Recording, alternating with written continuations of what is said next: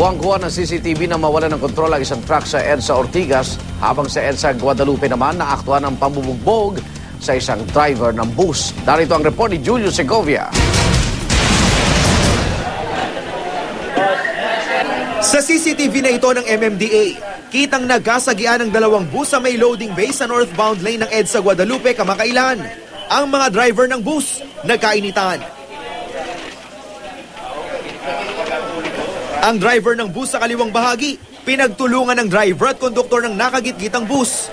Dumating ang MMDA personnel sa lugar, pero di na tinaga magpartner na driver at konduktor sa pagsapak sa nakagitgitang tsuper. Nag-uunahan sila makakuha ng magandang makakuha ng pasahero, tuloy nagkasagian sila. At ayun, dinaan sa init ng ulo, nagsuntukan. May tubo pang dinampot ang nambugbog na driver. Buti na lang at di sumuko ang MMDA personnel sa pag-awat, kaya kalaunay humupa rin ang tensyon.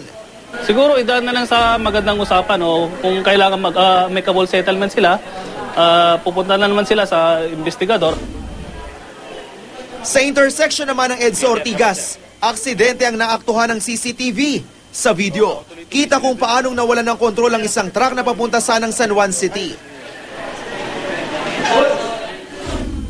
Unang nasagi ng truck ang likurang bahagi ng kotseng nasa unahan nito bago tuluyang bumangga sa bus na tumatakbo sa northbound ng EDSA.